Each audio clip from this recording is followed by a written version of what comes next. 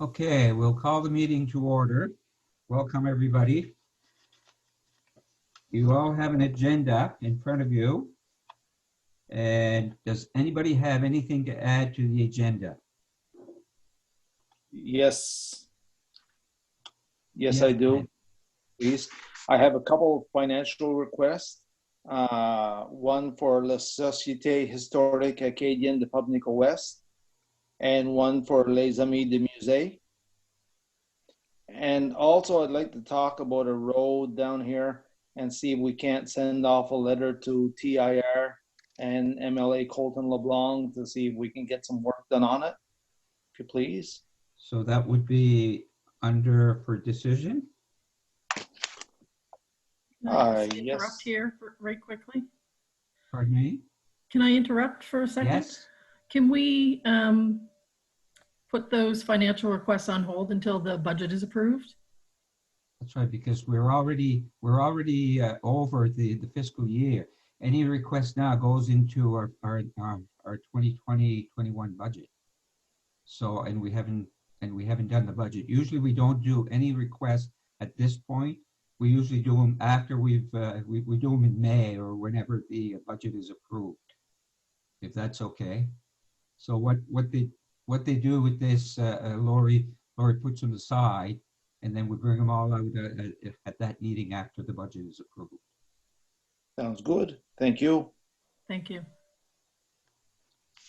Now, what was the other? Oh, the road and for decision. Decision. Right here. So that would be 7E.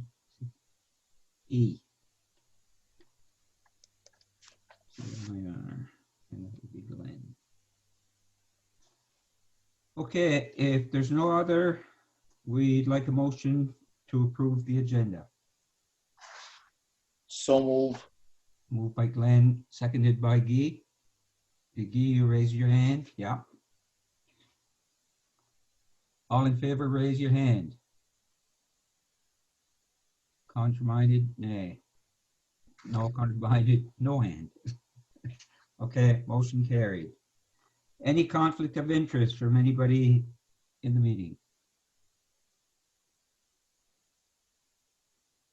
Hearing none or seeing none, we have a couple of meeting minutes to be approved. We have the regular council meeting, March the 10th.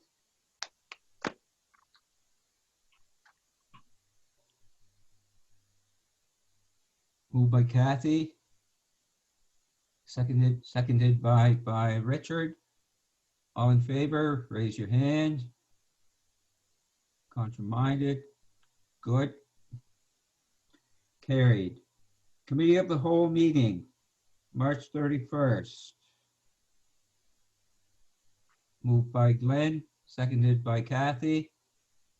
All in favor, raise your hand. Contraminded, carried. Business arising. We have the regional agreement and structural reform, but there's no update on that, I take it. No update.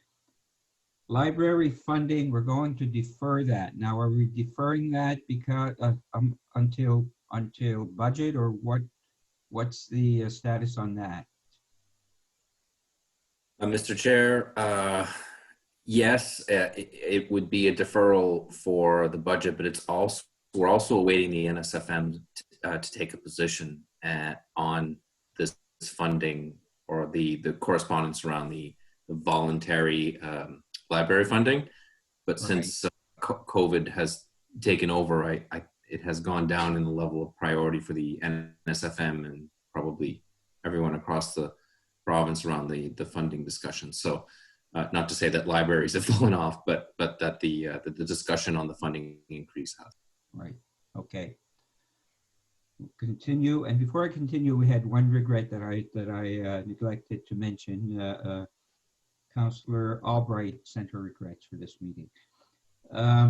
Canada Post community mailbox lighting. There's an attachment, and if you've all read it, it says that they do not take responsibility for lighting around mailboxes. They try to put them apparently where there is lighting, but that is not always possible.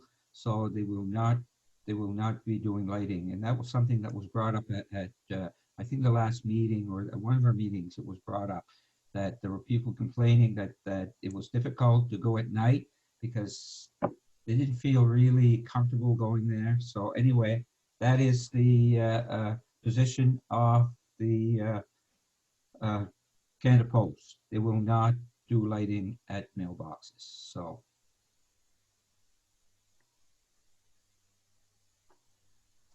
we'll move on to item number 5. It's the COVID-19 discussion, and one of them is the 2020 election. At this point, I'm not sure that I think the government is looking at that, but I don't know unless our CAO knows more that anything has been decided by the government at this point. Am I correct? That's correct. There's no decision. I put it on the agenda mostly for information and potentially for your own discussion. The NSFM did approve a letter asking the province to consider whether or not an October election is appropriate based on our current situation. And the logic behind that is October seems like a long ways away, and in a lot of ways it is, but the lead up to the election and all the work that needs to happen, including hiring, returning officers, if you're doing enumeration, etc. If you're doing all that work, then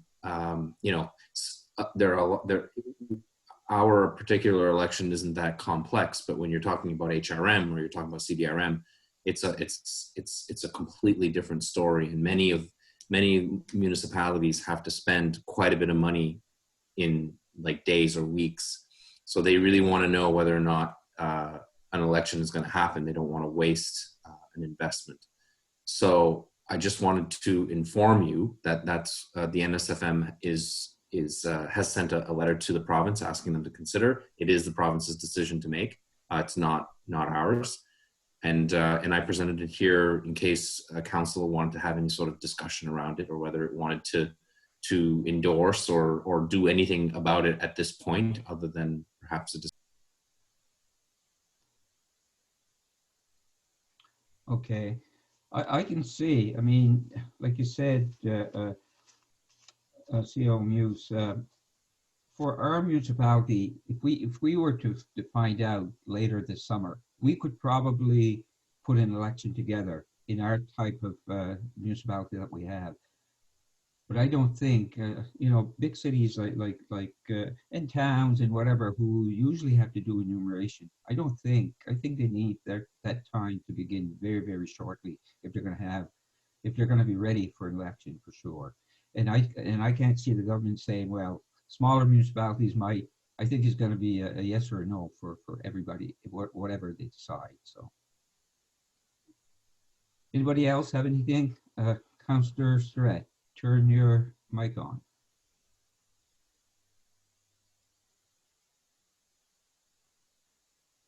There you go. You learn where to press, I guess that's the issue. My question is to CEO Muse. Was there a timeline given on that letter, do you know, to NSFM, or do you know any info if the cities would need, let's say, by the end of June, by the end of May? Any idea on that? I don't think there was a deadline put on the letter and I don't know that there is a special day that, that you have to, like a drop dead date that you have to make a decision. But I think that for some of the larger organizations, such as HRM, CBRM, the time is very soon, is how I would describe it. It could be in a couple of weeks that they'd be making some major expenses in that department. So, and quite frankly, the discussion at the NSFM table also included, it might actually be the last thing that any Nova Scotian wants to do. The first thing out of COVID is they go and place an X next to somebody's name. Now, we have the ability to do it electronically. We're committed to e-voting, but I think there's also the consideration that we might be in recovery mode after all of this, and it may not be ideal for the incumbent, for you as elected officials, and also for those that seek to be elected. It's not necessarily a great time to do that, and quite frankly, a lot of people may still be quite cautious about having somebody come door to door so soon after such a change in our lives. So that's the nature of the discussion. So it isn't just about, well, we need to spend money by this date or that date. It's also consideration of those factors as well, that people may not be comfortable in that environment as early as October. So that's been the discussion. Yes, CEO Muse, I totally agree with that. And in my own opinion, this is just personal opinion, I hope they do cancel it till next year or whatever, because I think it may be too early. Then again, just my opinion. Thank you. One thing that I can say is, even though the recovery and when we go back to what we call normal, it's not going to happen overnight. It's going to take a while, and these are things that we, government is going to have to consider, because, like you said, Alain, people won't be comfortable with people coming to their doors and them going out maybe and whatever. So anyway, we'll wait and see what their decision is anyway. Okay. The tax referral, number 6, that I'm going to have to pass on to our CAO, because I know that's a discussion that's taking place with government at this point. So, right. Thank you. And there's no attachment purposely, because every time I put an attachment about tax deferral, something changes. So I can give you a verbal update on what's happening. What is happening is the province of Nova Scotia has been asked by NSFM to consider how they can support us in a time where we're expecting our tax payments to come in a lot slower than they would normally. We know that there's financial impacts out there. I mean, you don't close restaurants and businesses and have people out of jobs and it not have some form of impact. And that impact, we're certainly not immune to that. In fact, we're in the middle of it. And so the concept would be that there would be an ability to defer your property taxes for as long as 6 months. And then at that point, you would have to enter into a payment agreement that could be up to 24 months for the taxes that you did not pay on the regular deadline. So our regular deadline, which we'll talk about a little later, is July 31st. Those deadlines are different across Nova Scotia depending on how people bill. So basically, from the time of the deadline of when the bill is due, you'd have an extra 6 months grace before you would even have to start paying. So the concept would be that one of the two, what it looks like right now is that the provincial government will allow us to do special borrowing for that very purpose. So we would receive the money through financing, and 6 months down the road, we would be asking that resident or the business person to start repaying. There would be an interest charge, but the interest charge would be nowhere near what we typically charge. It would be simply to recover the interest costs that we have through borrowing. Our initial hope would be that the province would allow some form of interest-free lending so that we could pass that interest-free down to the resident, but that does not appear to be the case right now. But again, there's a lot of moving parts. The other piece that the NSFM and the AMA are working on your behalf for is to defer the mandatory payments that we make to the provincial government.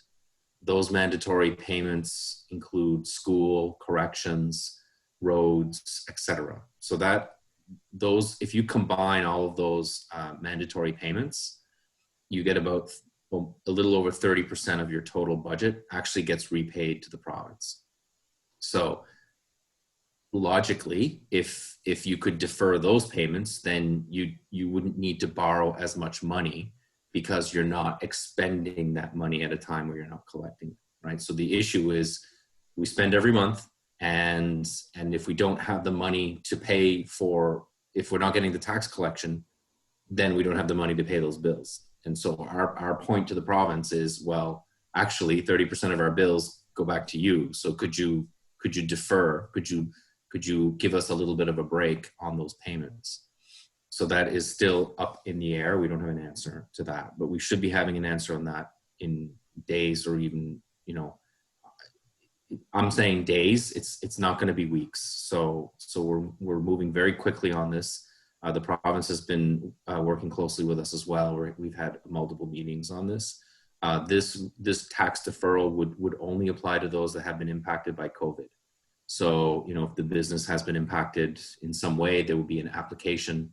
They would make an application. So if you're gainfully employed, if you've never lost your job, if you're still, or in certain cases, businesses are actually doing better because they're an essential service, for instance, those companies or individuals should not be entitled to a deferral, right? So it's only those that have been impacted that would qualify. So there's a whole piece of work going on right now from another group that I'm not involved with, but that I'm associated with, that is looking at an application process.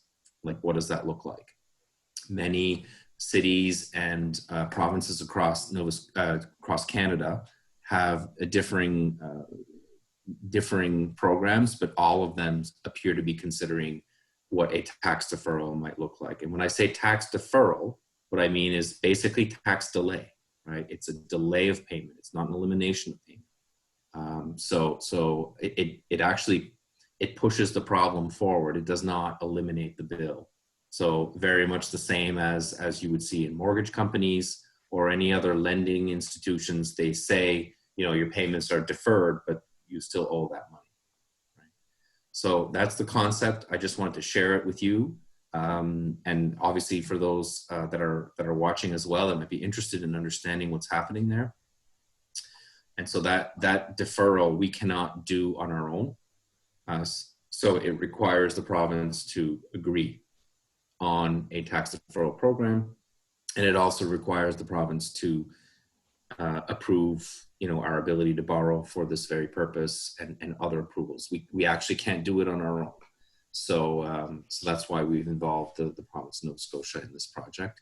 The last thing I would say about the tax deferral, unless there are questions, of course, is that the plan would be that there is one tool to tax defer, right? There are not going to be 52 tools. If you don't like the tool, if you're in Argyle and you don't like what the province has done, well, you that's what you got, right? That's the tool that's been given to you. And so it won't be mandatory if the municipality or the district of, I don't know, Lunenburg doesn't want to use this particular tool. It does not have to use that tool, but it's being made available to all municipalities if we're successful. Now you mentioned you mentioned businesses, but this is also available to individual residences that either are not working right now or whatever. It's not just for businesses, right? Correct. But they have to qualify. Qualified businesses or qualified individuals are Right. both being considered. Okay. Any questions? Yes, Councillor Donaldson first. Yeah, you mentioned the deferral that the banks are providing. I hope that we wouldn't do what the banks are actually doing, is charging interest on the interest. Because you end up paying more in the long run at the end of the mortgage. We would not. Okay. We would seek only to recover the interest that we are charged.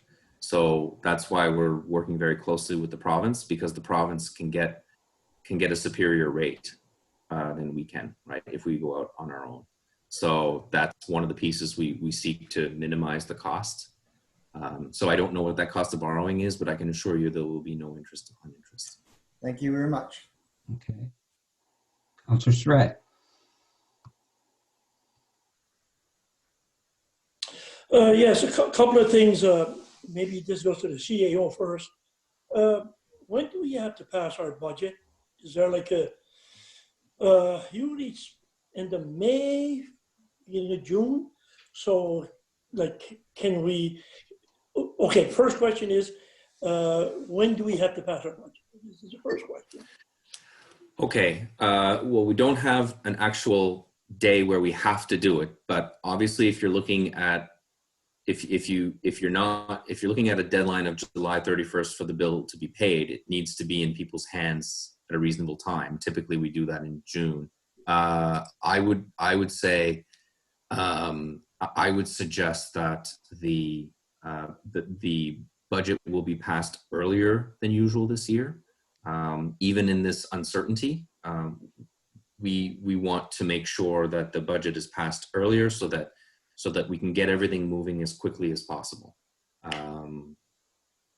Yeah, so to answer when it will be done, it's likely to be approved in late April, early May. Traditionally, it has been approved in mid-May towards the end of May. So we're really pushing to try to do it quite a bit earlier. Mr. Chair, could I have another question? Yes, go ahead. I guess the point I want to make is some of the essential services, as our CEO said, possibly could be doing better, but let's not forget that let's look at restaurants. Let's look at the accommodation sector. These people are closed. They, they're closed unless the restaurants might have a takeout. But let's face it, they're running under probably reduced staff, but their fixed expenses are still there. Their lights, taxes, everything is still coming in. So there's less money coming in. And again, even those that are open, some of them, the business is down 30, 40%. And a lot of them, I've talked to quite a few, a lot of them are struggling to pay their bills. And I think as a municipality, we have to step up to the plate and look at what can be done. I do realize, like you said on your email, Alain, we do have a business too, same idea, not a question. But let's put the facts where they are. Anybody in accommodations, people are canceling. I know that some people have canceled right now. They've canceled their vacations up to the end of July. I've talked to a couple of people. And so that's a huge impact when they come to pay their tax bills. If they have to pay a lump sum or pay interest on that.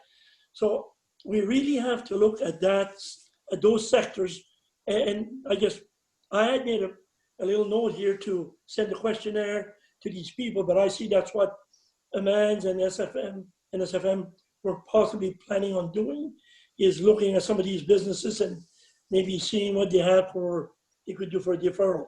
And again, by all means, I'm not saying that they should not be paying their taxes. Yes, they should, but they should be given some time, because it's going to be who are you going to pay? Who's going to be paid first? That's my point. Thank you. That's it? Okay. Yeah. Anybody else? Okay, seeing, yes, Councillor Donaldson.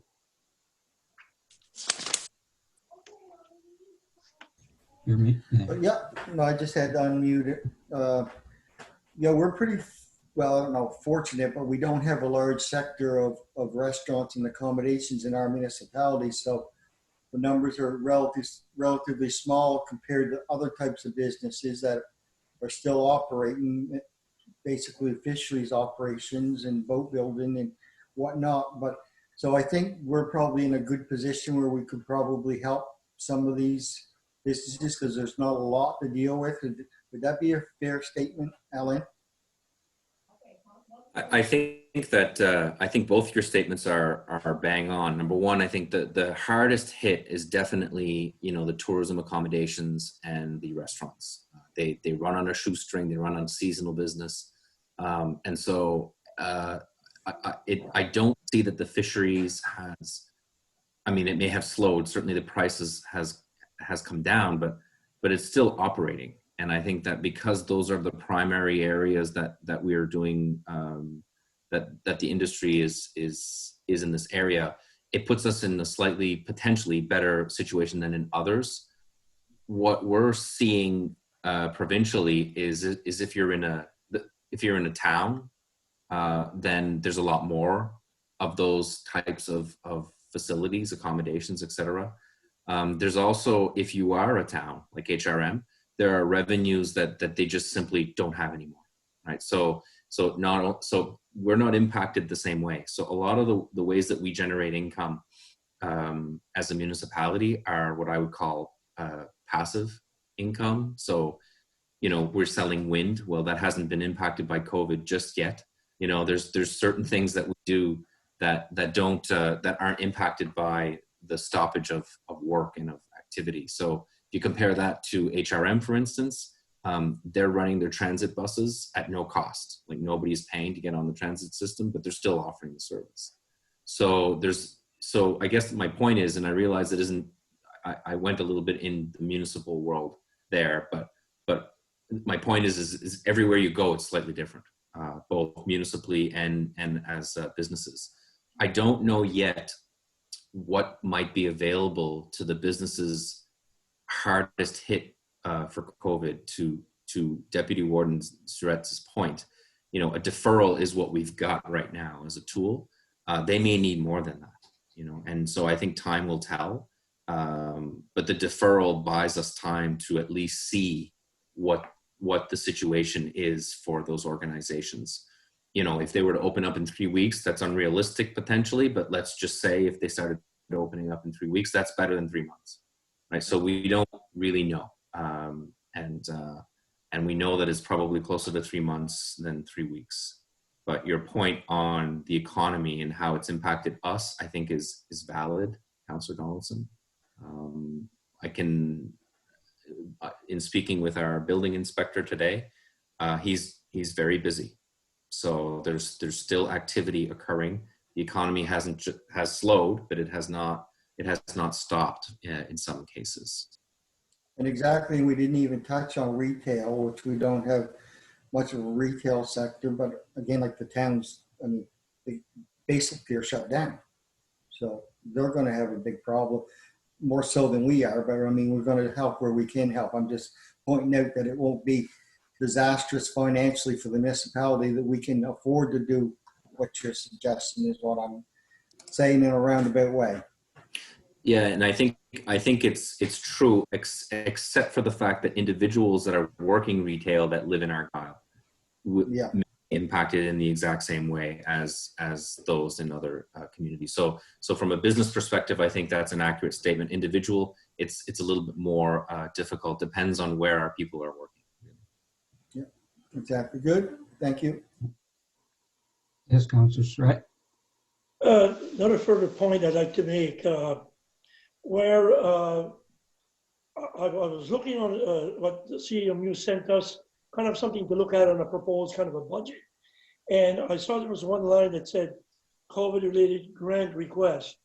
And I was, wondering, maybe I'm jumping the gun, but instead of looking to give grants out, maybe for, we've got these businesses, tourism sector, people have canceled, let's face it, they're talking to people, they've canceled way up to July.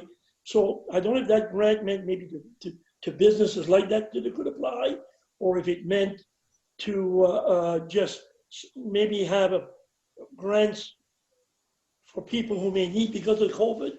Maybe that was your point on that line item.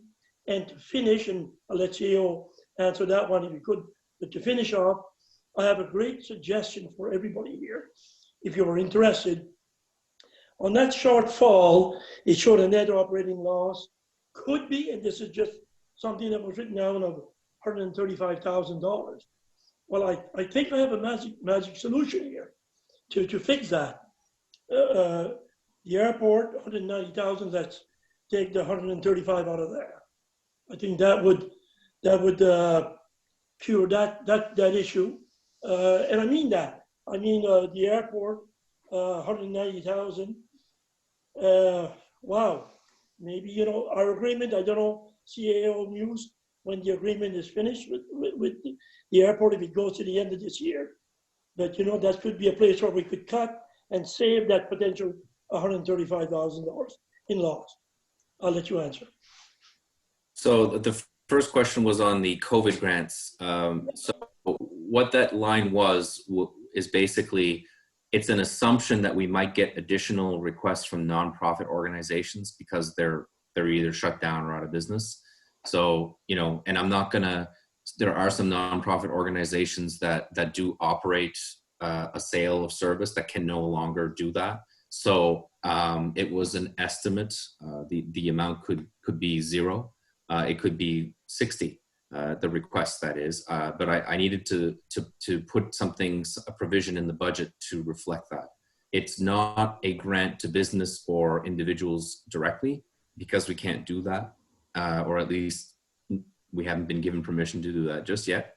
Maybe that will come. I doubt sincerely that will be done at the municipal level, because the province doesn't necessarily trust that we would do it consistently across the province, and there's only one way to do that, and if it's the province that says, look, you can do this, you can do a grant program, but this is what it has to look like, right? So that's typically what would happen in those cases. As it relates to the airport, I hear you. I hear that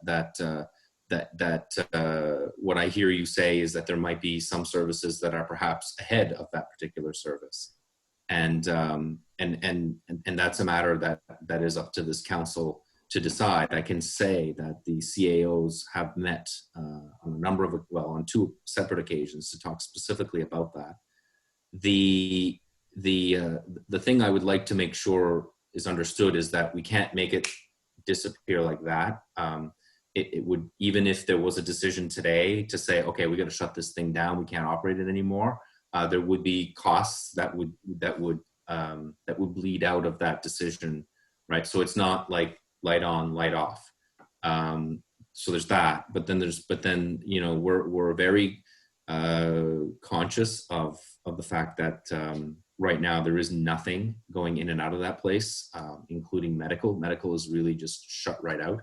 Not to say that it isn't able to land, because it is, but because of the nature of where we are, there's been very, very few movements of that nature. So I hear you, and it's work that it's one of the many things that we have to look at over the coming weeks and months, for sure. Councillor Diggin, go ahead. Thank you. I was pretty well going to say exactly what CA Muse said in these parting words. I honestly feel as though after the COVID-19 virus is gone and passed, I think we as a council, to run like a business and to operate like a business, have to take a long, hard look at a lot of the places where we put money out, a lot of the programs that we may have going, some of these special projects that we may have planned on putting money into, and just sort of start, I guess, on ground zero again, and take a hard look at a lot of what of the things we have to spend money into for a while, and what we can hold back onto for a while. Because I honestly don't feel as though we can put any more onto the people right now as far as taxes or nothing like that at this point in time. I'd much prefer to see services cut somewheres. I know it's not always the right thing to do or a nice thing to do, but at the same time, I feel as though tough times require tough measures, and sometimes we may have to look at that. Thank you. Okay, I'm just looking. Councillor Surratt, unless someone else has. Okay, go ahead. Go ahead, Councillor Surratt. Sorry, I'm dragging this a bit, but just another suggestion, then I'll be quiet. I did see that on your some preliminary budget things, FCM and SFM, amends. I saw the reduction there to possibly, like I said, it's just a proposal you sent us to look at, but 6,000 instead of the 22 or 39 we were looking at. I think is great, and I'd be the first one to say that on my part, I would not go to the NSFM, maybe just send one person. I know this is just my opinion, just try to save money as councillors, you know, if they were interested. Certainly I'd be the first to make a proposal just to send one at NSFM and one at the FCM. I think the FCM may be canceled. If it is, okay, thank you, Alain. But anyhow, just something I just want to throw in there. Hey, we got to do our part too. Thank you, that's it. I'll be quiet. So I can give a little bit of detail on the 6,000. I'm not even sure it would be that high. The only reason why it's that high is it's not because of conferences. The AMA conferences are all canceled for the year. The NSFM canceled the spring and they're considering the fall, which is why I kept a little bit of amount in case they decide to have like a spring NSFM at the end of the year when all this is tapered. So like spring 2021. So I not knowing that, I left an amount there. If they canceled both, that number would drop again fairly significantly. There might be like $2,000 in there total. So yeah, that, any conferences, it's not because in some cases we as staff haven't made the decision to not attend a conference. It's that the conference is canceled, right? So I'd like to tell you differently, but I think, that is a place certainly we're looking to cut because it's not an essential service at this point. And in using this technology, we've learned that in some cases, we might be able to do meetings this way and avoid travel costs in the future that we would have otherwise had. So, sometimes, as you say, desperate times call for changes, and this could be one of them. Okay, if there's no more, we'll move on to the next item, and that's for decision. 7A is the billing, 2020-2021 billing, and there were attachments to that. And I think we're kind of given some choices to look at in how we think we should be going. So if you want to take that again, CO News, you're up. And you should unmute. Instead of talking into the sky. All right. Geez, you should have heard what I said there. It was brilliant. I don't. Anyway, you missed it, and I'll never say it again. No. So the document that I've attached is so first of all, municipalities are doing different things around billing.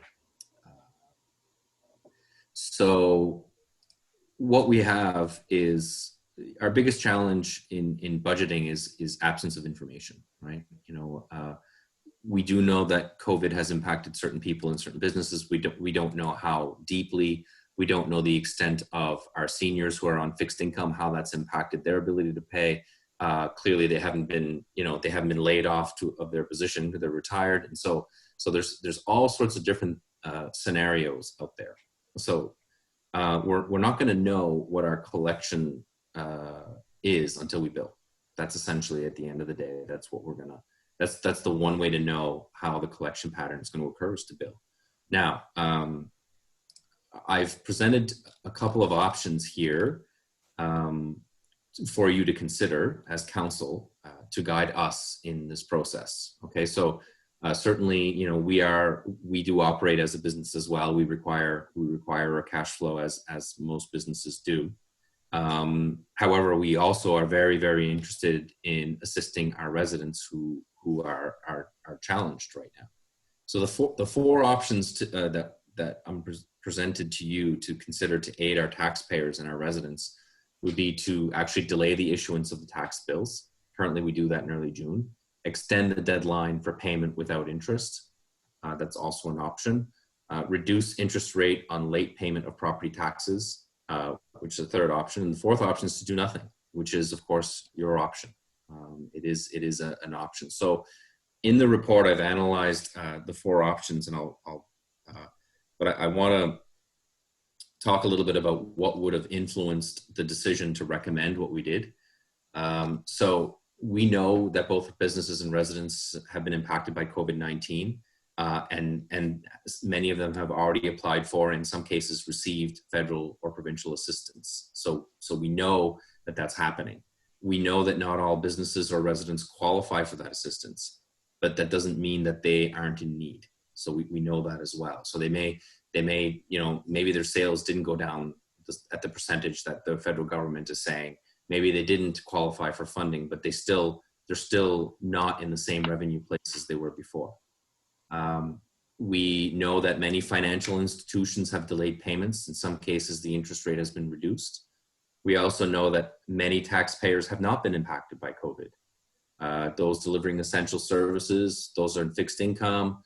In some cases, the cost of living may even have decreased because, you know, it's stay the blazes home, right? So perhaps some have an increased ability to pay. Some HST, some that qualified for HST rebates got more HST rebate with nothing else changing. So there's all sorts of different scenarios, and we don't want to paint just one solution because there's many people impacted in different ways.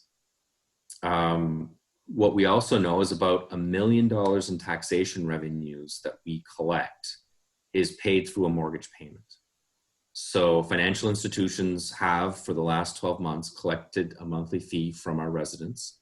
And then at the time of July 31st or before, the bank pays the taxes on behalf of the resident. So in most, not all cases, but in most cases, the money has already been collected by the banks, and they're going to pay us when the deadline comes up. And so because it's $1 million in taxation revenues, that's a significant number. It's not a small number. And of course, finally, we don't know the full impact of COVID or the coronavirus. So we still don't know that. So in taking all of those facts into play,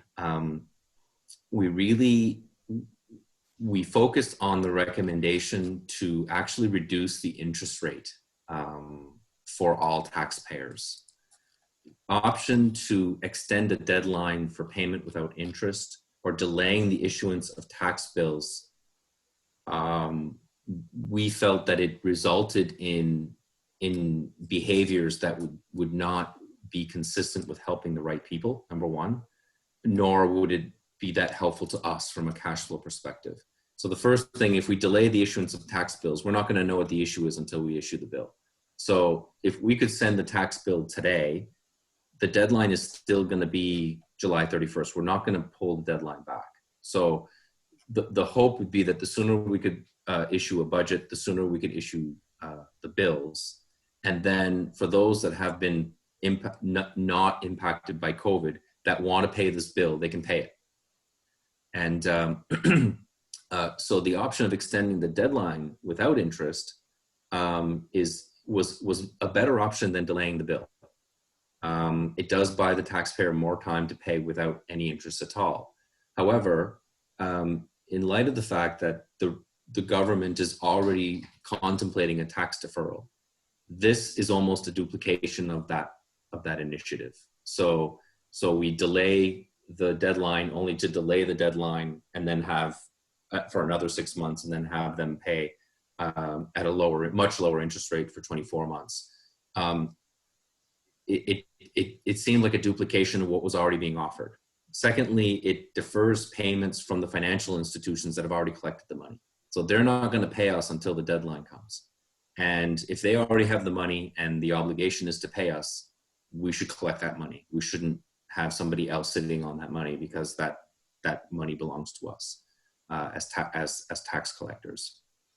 And so that was the reason why I wouldn't recommend extending the deadline for payment without interest. It sounds good, but at the end of the day, it wasn't the best option for those reasons. So do nothing is the last option, and I'm not recommending that, but of course it is your option to choose that. But the option that I would recommend to you is to reduce the interest rate down from 16%.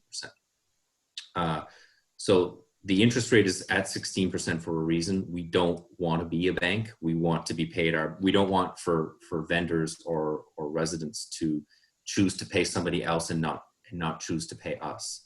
And so we along with many municipalities keep that rate fairly high. It usually works. People don't want to pay that interest. And so they pay before the deadline. They don't have to pay a stitch of interest, and we're happy about that. We would prefer that. In fact, even if it does generate money for us, we would prefer to generate money elsewhere rather than have to charge a 16% to wait for payments. It certainly is you know, we require the collection of taxes. We typically collect about 94% of the entire levy every year. And most of that collection happens before August 31st. And so that interest rate encourages that payment. We had an unusually high year in interest on arrears tax last year. It was $75,000 in revenue. It's typically around 64.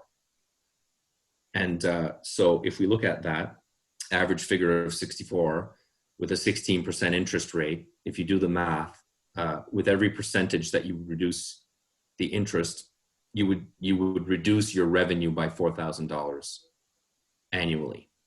So 1% is $4,000 less income collected by the municipality because of the reduction of interest. Although obviously those that haven't paid benefit because they're not paying 16, they're paying a lower number. So that was the option that I was leaning on from a recommendation perspective, because for those who are qualifying for the deferral, they won't have to pay this interest anyway.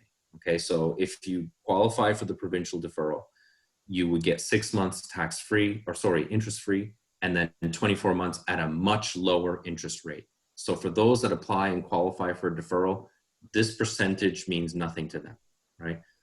What you do have are residents and businesses that won't qualify for funding. They may not be eligible for the deferral, but may have cash flow issues all the same. And this allows for a much lower interest charge to those that require a little bit more time.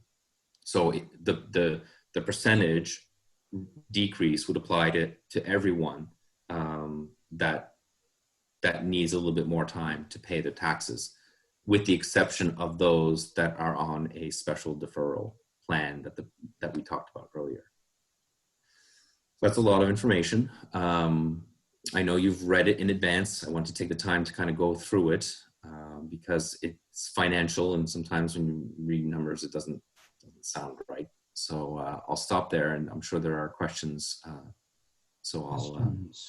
Anybody? Okay, we have Councillor Surratt and Councillor Donaldson. Okay, so Anna, I'll put this question to Anna. The tax deferral, that's not a done deal, is it? No, it's not. So my question to you, Anna, is I don't think you should be speaking about that at the moment with your percentage. This is my opinion, that this way you're targeting the ones that maybe will be paying slow, reducing it to 10, because at the moment you don't know if that tax deferral is going to be implemented. So let's say a lot of these businesses that are out there, and we've got quite a few, you know, if you turn and look at your body shop, your car dealership, where they've laid off over 40 people, the body shop, nobody's bringing their cars there anymore. So these people may not, whether you have a gas station, a store, whatever the case may be, some of these deferrals, you know, if they go too, fine. But I think we may be putting the cart before the horse, again, my opinion, by maybe voting on this until we know if this is a done deal. We may not be targeting the people that need it. That's my point there. I think that's a fair point. And certainly I don't think you have to make a final decision today on this. I'm very confident that there'll be some form of tax deferral, but I cannot assure you of that right now. There's nothing announced. So I completely understand your point. And we can do one of two things. We can make a decision now and choose to revisit it after the tax deferral comes in, if it doesn't come in the way that we think, or we can defer a decision, but we should not defer a decision for too long. You absolutely don't have to make a motion today on this. Okay, is that okay, Councillor Surratt? Yes, it is. Thank you. Okay, Councillor Donaldson. Yeah, I'm sort of like Alain's second point there about, yes, something should be in place for when it's time to collect taxes from the people that are not hit by this. And like you said, there probably will be a deferral of some type, but if not, then we'll have to deal with the businesses and residents that have been affected negatively in a big way by this. And but we at least will have something in place for people that are going to be paying their taxes.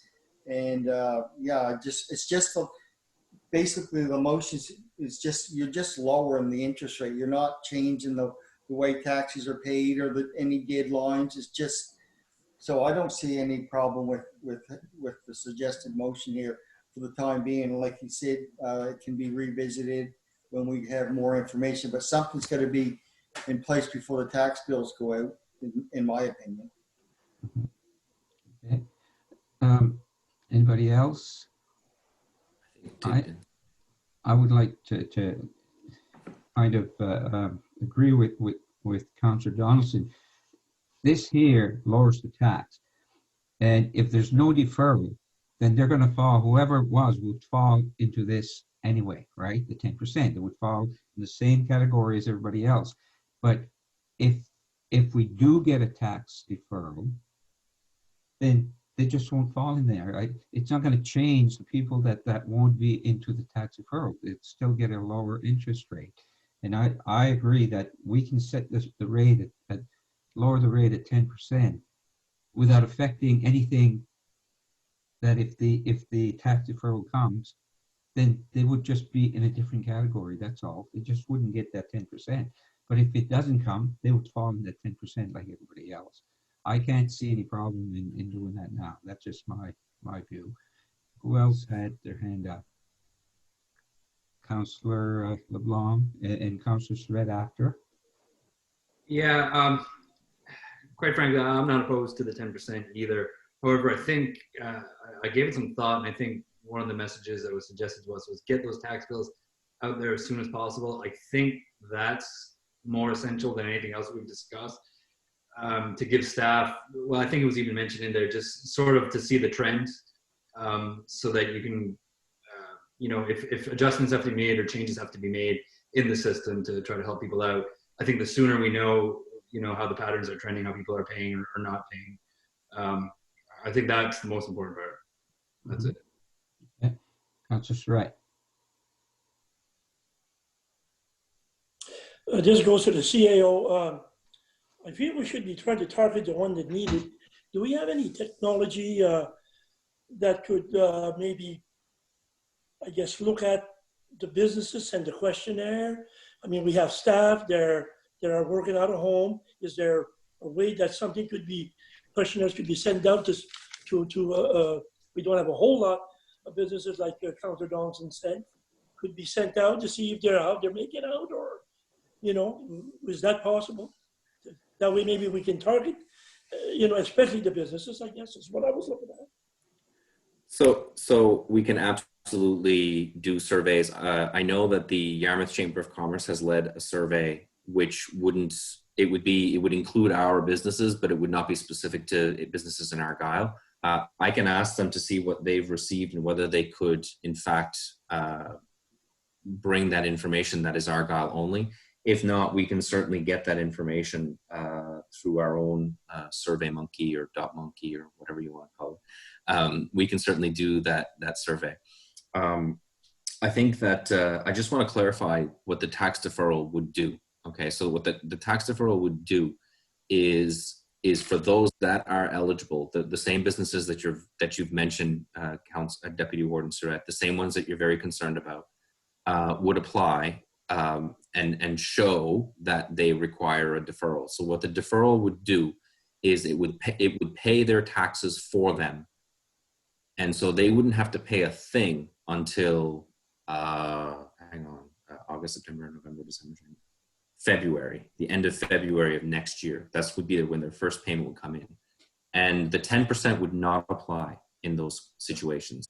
The cost of borrowing for that particular instance would match the cost of our borrowing. So at my best guess would be 3%. Okay. It could be less, it could be slightly more, It really depends on how cheaply we can actually go out and get money. So, and so it could be less than that, in fact. So at the end of the day, we're not interested in making any more money than it costs us to make that happen.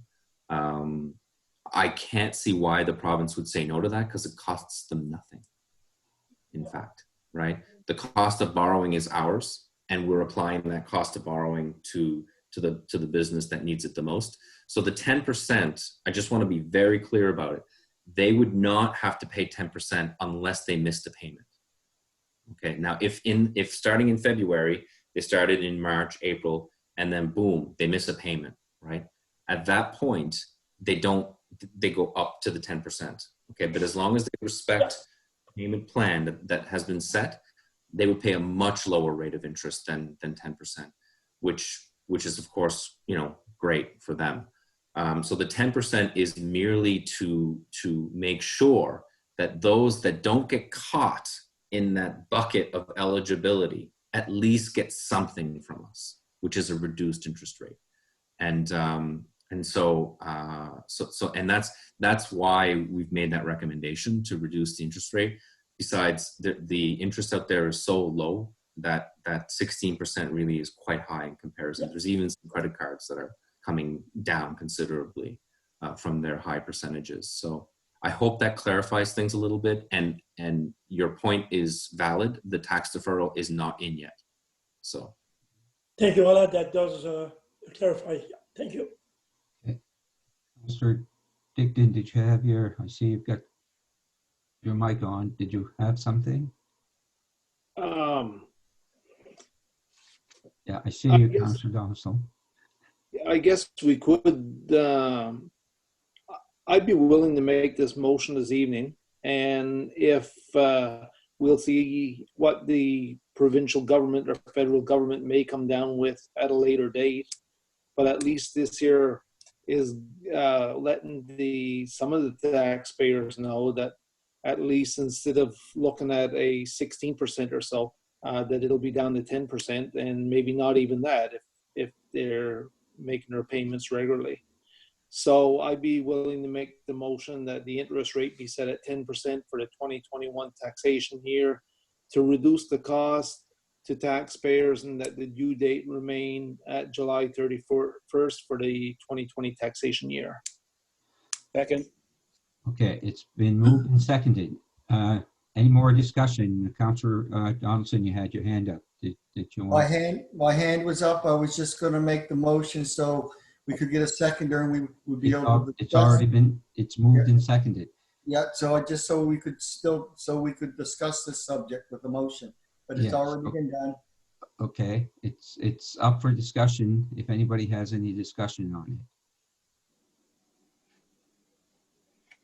it. If nobody has, we're ready for the question. All in favor, signify by raising your hand. Any opposed? Motion carried. The next item is summer students. And there's two attachments. And that's a hiring of summer students. We know that definitely we're not going to need the summer students that we normally have. But there's a suggestion here that maybe we can use some for different activities and for different departments. So if you've read that, do you want more explanation, or do you just want to discuss it?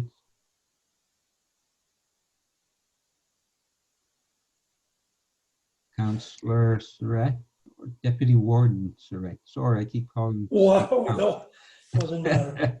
I'd like just to make the motion that council approve the cancellation of day camps and courthouse related tours for the 2020 summer season due to the COVID related restriction. Should that be allowed to be two motions or just two different motions? I read the first one. It can be one.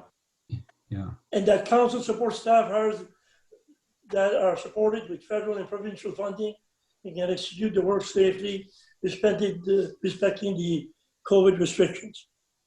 I'd second that motion. Okay, it's moved and seconded. Any discussions? Councillor Digdon. The only thing I was going to mention as well, I read it over here this evening, and where the courthouse and archives, under the courthouse and archives work closely with our local historical society in Tuscan, and they also work very closely with the Musée Acadien here in West Pubnico, especially for genealogy purposes, and the museum will hopefully be hiring students as well to work this summer. And I was talking with Bernice, and she's quite sure that either by Zoom or FaceTime or back and forth that it could still work and be helpful to people that may be interested in finding out some information. So I feel as though if we can get students, and we have to help them out too, like just because everything is going amiss right now in the world pretty well, we have to do what we can for the students. Thank you. Any more discussion? Yes, CAO Muse. Certainly what Councillor Digdon said is exactly what the staff is looking to do. What we're looking to do is we know there's a lot of organizations that will not get federal provincial funding because they can't fill the position for whatever reason.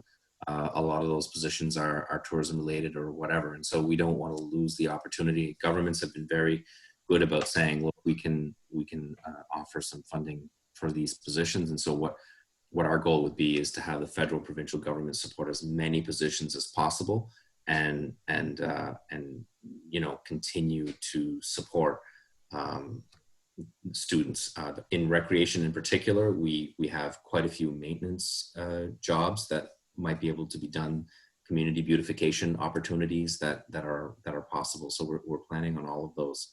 And I really just it was very interesting that you, and quite rightly, mentioned the Musée de West Pubnico. There might be a partnership opportunity there between the two that makes a lot of sense around using even the same students or different students for different projects. I think is a tremendous opportunity there.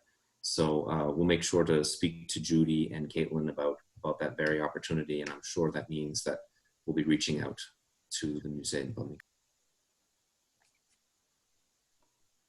Okay. Anything else? So we have a motion. Are we ready for the question? All in favor, signify by raising your hand. Opposed? Carried. Next item, YMCA funding. Now I read that, but I'm not sure I understood exactly what they want us to do, but are we going to be just funding them the same as what we used to? Is that the idea? I have two hands. Okay, maybe we'll let the CAO go before, or okay, we'll let the CAO go first. All right, very quickly, because I think councillors want to talk about on this one. So first of all, the first request that we received was to maintain the same levels of funding as they received last year. For us, that meant $45,000. So it was a 15 plus a one-time increase of, well, increase of $30,000. The second piece of the ask is more complicated than that, and it would be a request for a partnership. So I just got off the phone today with the YMCA, and they will be preparing an actual ask. What they want is so what they've done is they've completed their condition assessment for their existing location, and they have preliminary costs for that. They're still not finalized, and so they're going to present that information, and then they're going to present a partnership opportunity to one or all municipal units. And with the concept being that they can no longer operate any building, regardless of whether it's municipal Mariner Center expansion or its current location. So they'll be asking for some form of commitment for an ownership piece Oh, of okay. that thing. And they'll be asking all three municipalities, and all three municipalities clearly have an independent decision to make around that. I don't have official numbers on the cost to retrofit the existing location, but I can confirm it's a lot less than the Mariner Center expansion option. I mean, it's obviously a much different project, right? The Mariner Center project was far larger than this. Exactly. So that's what I know about it right now, and I know there's councillors who want to speak on it.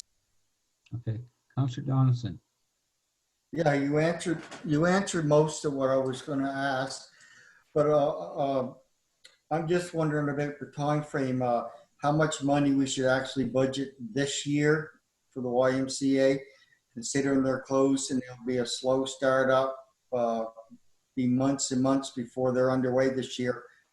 With all that's going on, I just wonder how important of an item this is right now at this particular time is all I'm thinking. Not that I'm against most of what's in this, and I went right to the proposed next steps. It's pretty aggressive step would be taken if we joined this agreement at this particular time, when really is the mood there to want to talk about this right at this time, I guess, is what I'm wondering with all that's going on. Okay. Councillor Deputy Warden Surratt.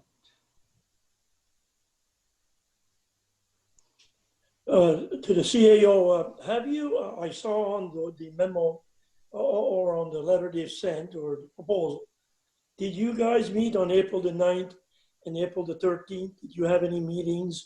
You were supposed to have a Skype meeting April the 9th with the CAOs, MOU to the CAOs by April 13th.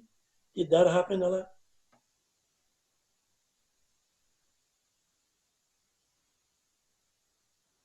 I just had to check my calendar to make sure.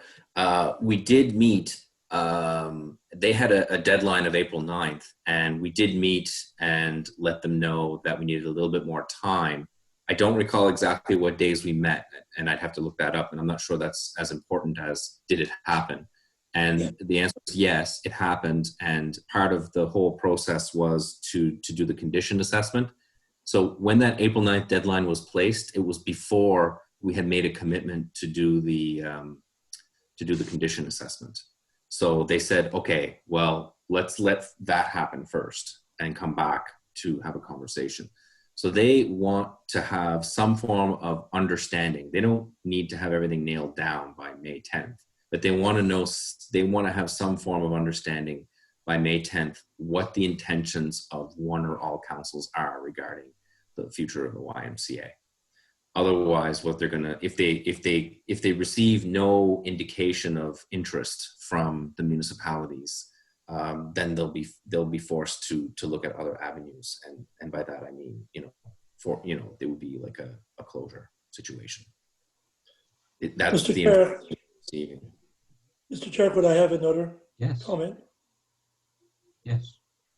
Okay, I think we're setting ourselves up. If we're looking to own this place, we're setting ourselves up for more money being thrown down, whether it be for the wharfs, with the Y industrial commissions or whatever. We're setting ourselves up. If we start owning more property, I'd rather see that we maybe have a situation like the Mariner Center where we participate in funding, but to own, God Almighty, I certainly want to look at that very carefully. That's just a comment. Thank you. Councillor Digdon. I would reiterate what Councillor Surratt has said. Some of these partnerships that we've gotten into over the years have not worked well. And I'd say we should tread on this with pretty lightly until we see what all's involved. Thank you. Okay. Any other discussion? Councillor Board. Yeah, I'm agreeing as well. We should watch out what we're doing here. as Guy and Councillor Guy and Councillor Digdon has said, I don't think we should be a partnership in this. I don't mind helping them to fund. I think the Y is a great place, and I think that's what we should be doing, just helping the fund but not own it. Thank you. Councillor Donaldson. Question for Ellen. Is it too early to know what you're going to put in the budget for suggested money this coming year, or would you like more information from us, or what's your plan?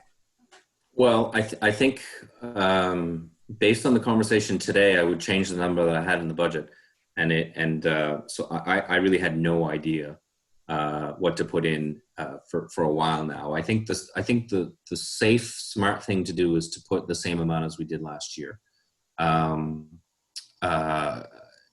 for a variety of reasons. I think they still need quite a bit of funding, even if they're closed and have laid off staff. They still don't have a revenue source either. So I think they're still incurring some costs there that have to be supported somehow. So I think I would be prepared to recommend the same level of funding as we did last year, which is actually to be frank about it, it is lower than the number that I put in, because I estimated a terrible worst case scenario in the budget. So it would actually improve the budget numbers that I had put there. So only because it was extremely worst case painted. So this could actually wait until we approve the budget, then it's automatically approved. Like, we don't need a motion tonight on funding for the YMCA until we get the budget before. No, we will do that during budget deliberations. But what I wanted to do, because of the nature and magnitude of what they're asking, is put it to council as early as possible. We still need a lot of information from the Y to even consider whether this is something we want to get into. So of course, I haven't even had an opportunity to speak to the other two CAOs about where their positioning is around it. So it's still fairly new. Okay, that was going to be my question, whether or not you had discussed it with the others. Any other discussion or questions? If not, there's no decision to be made tonight at all on this. It was more for information at this point. Correct, but I think I did want to get a sense of whether or not this council would be okay with me putting in the same number as last year in the budget, not making a commitment at this point because you have to see the whole budget, but it gives me some direction to bring you a document. So if that seems reasonable to you, then that's the number I'll use. Yeah. Everyone's okay with that? Okay, the next item is YASTA Funding, and this is basically the same thing. They're asking for the same funding as we had given them last year, just to continue funding the same thing. And is that something that we can decide now before the budget as well? Again, it would be because we've received the request, I've put it on council. You can choose to defer that decision to the ultimate decision to budget deliberations. Right. I was part of the meeting where they went through the budget. I had to leave the meeting a little early, but they did go through the budget, and they have they do still have a lot of tourism related work to do. I'm reminded of, and some of you were elected at the time, so you'll remember this. I'm reminded of when the CAT didn't run for the first year, and how absolutely important the work of YASTA was in that period of time to build on our tourism product. And they supported the battle to have the CAT return, but they also focused on a developing tourism product for our region. So that was what the budget presented, and I did have a conversation with the other two CAOs on this, and we all agreed that the YASTA operations was as important as it has been in the past. And they did not ask for an increase, and they did that on purpose. They knew that we were going through some budgetary hard times as well. So in this one, I have a little bit more information for you to advise. Right. See, they're working on their budget as well, and this is important for them to know while they're working on their budget what funding is going to be from each unit as well. So maybe we need to do this a little earlier to let them finish their budget as well. And that's I mean, Councillor Dontremo is the representative, and I'm sure he'll have a lot to say about that. I'll just say that the YASTA operations have changed drastically in the budget that they presented. Like, they're not doing any printed product. They're not doing, like, they have done a very good job to look at their own operations and change the way that they're doing things. And they're anticipating a deficit based on this scenario because they're unsure of what kind of funding they'll get provincially. But I'm going to stop because our elected rep will have more. Councillor Dontremo, you're on. Thank you. Yeah, just to add to what Alain was talking about. So YASTA, you kind of have to reposition ourselves to, because of what's, I guess I was going to say what's coming, but what's not coming this summer, probably tourists. So, and one of our funders is the Levy Group, which is the hotel group, right? And they collect on room nights. Well, guess what? When there's no room nights, where do you collect from? So for them, they definitely aren't going to collect the money that they did in the past. So that's a challenge there too, right? So basically, YASTA is trying to realign themselves and work with Tyans and all the other tourism organizations to try to figure out what is the best course of action to take, and basically to position ourselves for the next year or whenever the new normal comes, to position ourselves to be ready to do business. But right now it's like any other business. Things are going to be tough. So. Yes, sure. Anybody else?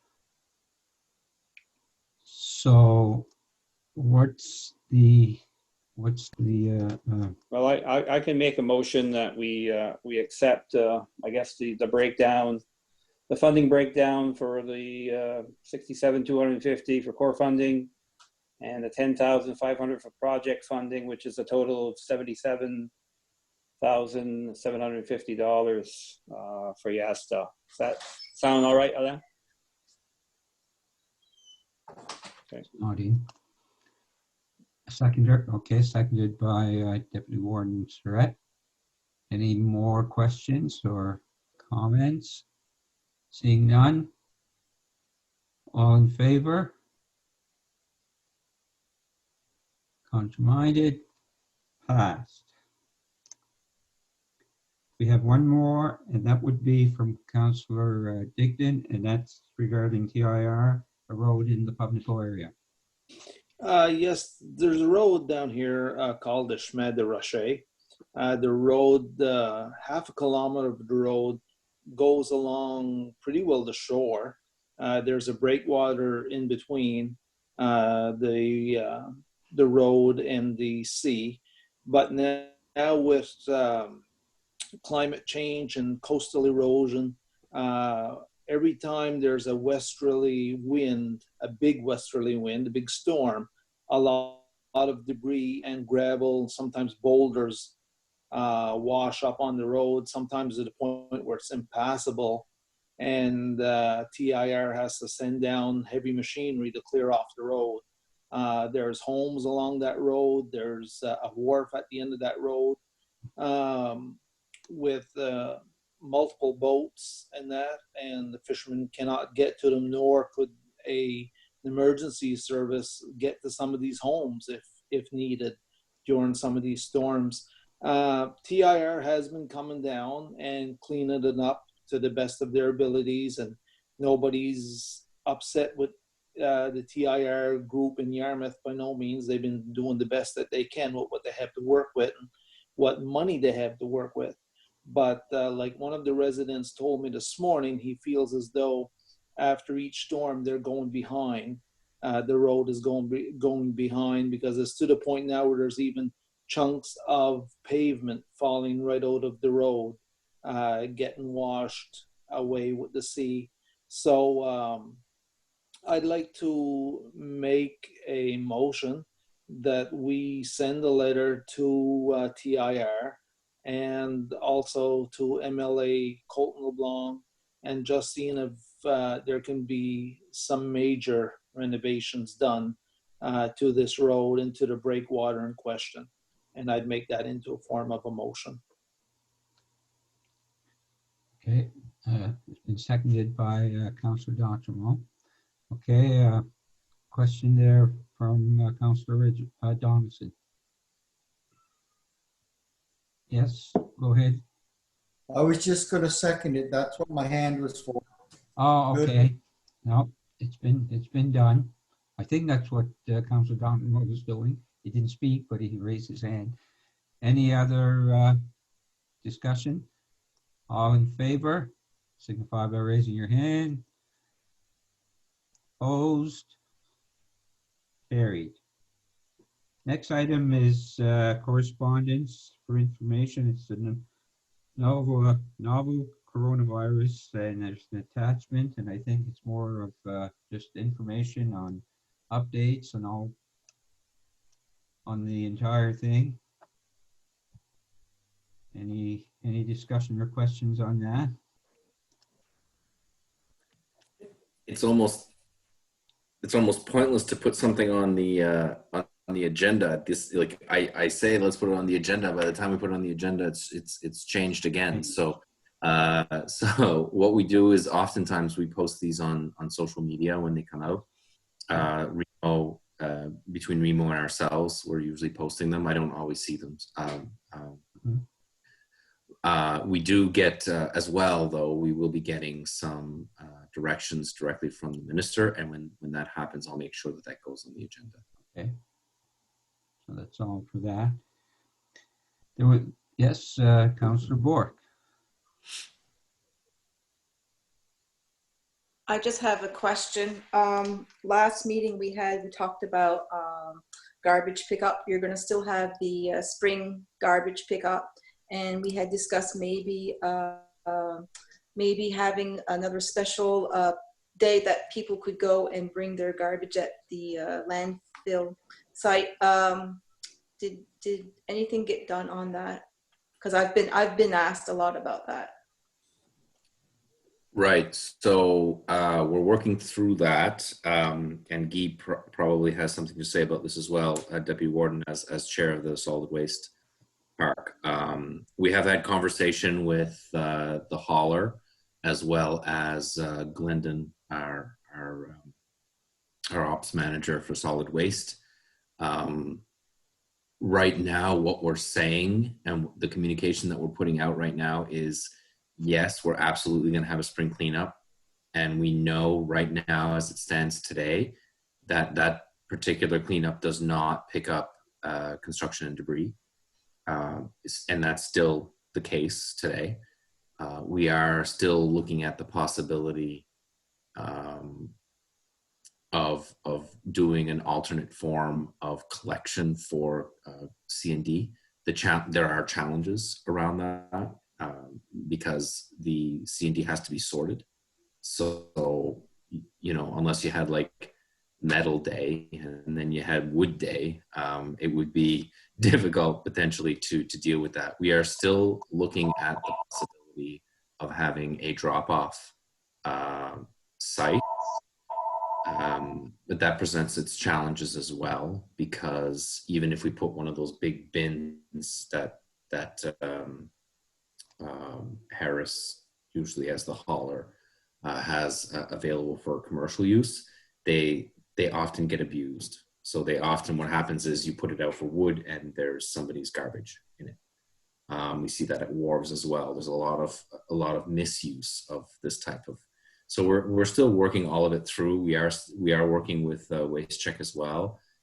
Right now, the only answer I have for residents in Argyle is if you've done construction and debris work, you have two options. Number one, if you've hired a contractor, the contractor can bring that product to the site. So you cannot as an individual, but your contractor can. So that is an option. The other option is to hang on to it right now until it opens. I know that, sorry, I know that some people are cleaning their pot yards and things like that. So they were trying to get rid of rope and old pots. And I mean, we have a large population that have pots and things like that in their yard and they want to clean up. So they were wondering, you know, when are they going to be able to bring all that stuff? Yeah, and yeah, I don't have a solid answer for that right now, but I can assure you if we find a solution that works, we'll bring it out as quickly as possible. And I'm sure Deputy Warden Surdet has addressed this from the solid waste park side as well. I'm sure he has something. Deputy Warden.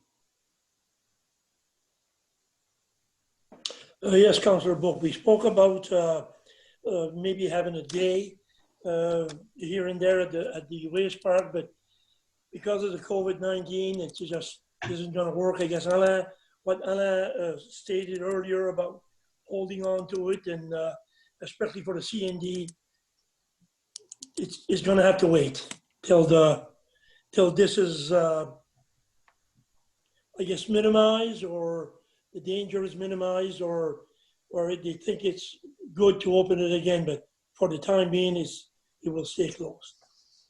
Okay, Thank you. thank you. Okay. We're okay with that.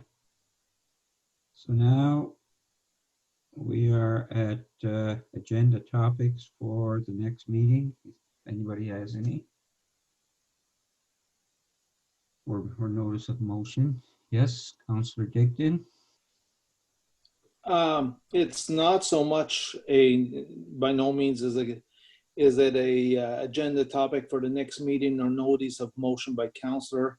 I was just gonna say, and I hope I'm not taking away anything from anyone here by saying this, but I'd like to say on behalf of the municipality of Argyle, council and staff, that we pass along our sincere condolences to Councillor Nicole Albright and her husband Harold, and all involved in the death of Harold's father. Our thoughts and prayers are with them. I had no idea. No, and I see I'm saying this now because Nicole has posted it on Facebook and that. So our sincere thoughts and prayers are with them this evening. Sure. Yes. Thank you. Okay. No, I didn't know. Okay. Question period. Has there been anything coming through? Yes. Okay. All right. So I'll go in order that I received them, and I want to first say thank you, Councillor Digdon. That was very kind, and I'm sure Councillor Albright will appreciate those kind words. I also want to take a moment to thank Laurie and Scott, who have taken on a bit of an unusual role with council and setting up these meetings. I think with Facebook, you know, they see this Brady Bunch, they see all of us. So last time we had a conversation, we even had a Marsha in it. Anyway, it's an old joke, but anyway, so I just it may appear easy, but it's not, right? So it's because of the work that gets done in the background, and Laurie has been taken on a lot more leadership role around the agenda items as well. I just want to say thank you to both of you for this particular meeting and the meetings to come. So the first question that's been posted here is about ditch cleaning. Will there be cleaning of the ditches for different areas? The answer is not in the spring because for obvious reasons, we have to stay the blazes home. But we did anticipate both a spring and a fall cleanup that would benefit the nonprofit organizations. So, and part of the projects that we might ask our students in the summer to do would be to take on this project, because we can't have a bunch of people in the ditch. We can have individual people employed under the essential service of the municipality that can do this safely and that can do it.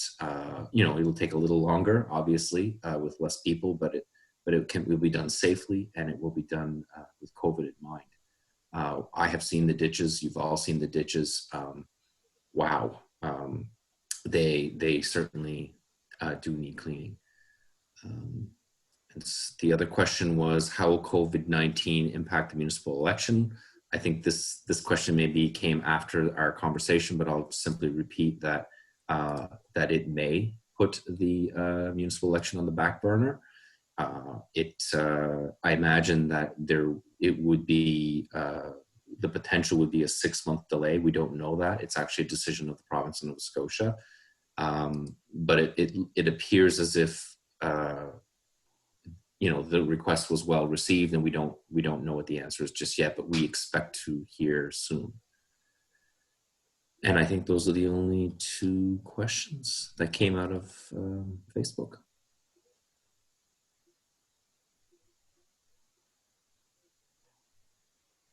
Okay. Motion to adjourn. Okay, we're adjourned. There's nothing in camera then. Nothing on the agenda in camera. Okay, I guess we're adjourned. I think I heard that.